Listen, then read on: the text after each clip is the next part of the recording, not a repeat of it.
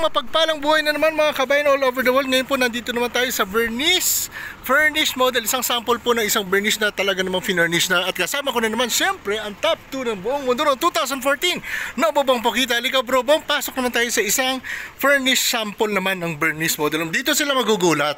Kasi sa actual turnover, hindi mo ma-imagine, di ba?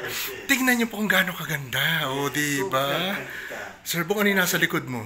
Flat TV, pwede, no? Oo, tapos ganyan, minimalist design. Ang ganda parang hotel, no? Oo, as in, ang ganda ng pagkakaayos. Tapos tingnan yung likod mo, di ba? Social, no? Di ba? Blinds, no? Tapos may table siya dito, may sofa. Pwede ring sofa bed to, bro, no? Oo, pwede. Di ba, no? Pwede meron tayong kamag-anak na dumarating. Oo, sa hotel. Tapos ito, ang cute, oh. Tingnan mo, grabe naman, social, oh. Oo, di ba? Nasa pag-aayos pala, Sir Bong, no? Hindi mo ma-imagine na pwede palang ayusin yung Vernice na ganito. Correct, para ka nasa hotel. Ano pa meron dyan, sir? Ito yung isa pang dalawang kwarto. Ito, ganda. Uy, may partition na! Oo. Di ba? Oo, ganda, no? Hotel na hotel ang dating. Oo, nasa wow. pag-aayos lang talaga. Ang cute, oh, di ba? Oo, ganda. Tapos dito, sir, tignan mo, no? Ano meron dyan? Meron pang study table, maximize, no? Actually, pwede pala ng cabinet dyan sa taas, eh. Tapos may closet ka pa, no? Oo, di ba? Pwede, no? Tapos yun pala is sliding siya, yung pull-out bed, no? Oo, pwede nga. Yun, pwede, maximize. Tapos yung sabi mo nga kanina, actually tama yun, eh. Pwede yung pang gawin tong kwarto kung gugustuhin mo, eh, no? Oo, pwede. Or parang meron lang siyang division na yung accordion. Sala lang din. Oo. Oo. Parang counter bar style, no?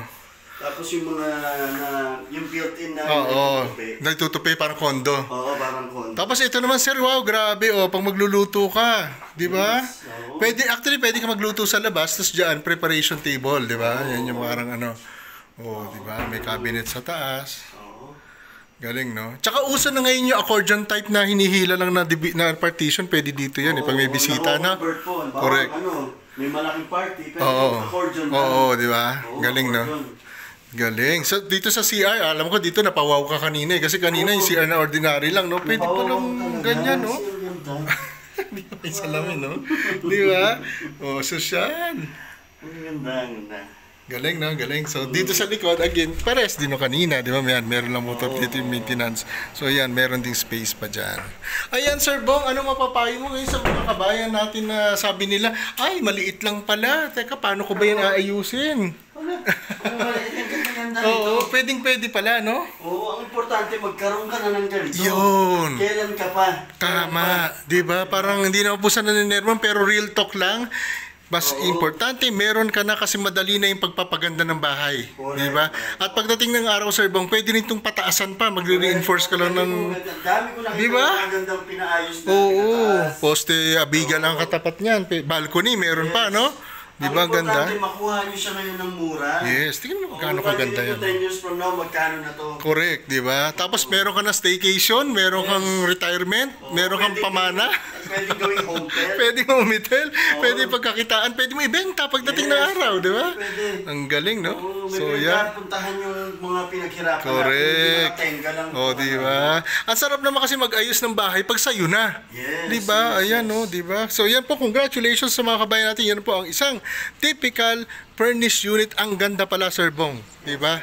Nasa pag-ayos lang. Ang importante, may aayusin ka. Sa'yo na. So, maraming salamat, Sir Bong. Thank you. Yan po ang Vernice Sample Furnished Unit. Yan, 60 square meters, 28.9 square meters naman ang floor area. So, maraming salamat. Bye-bye.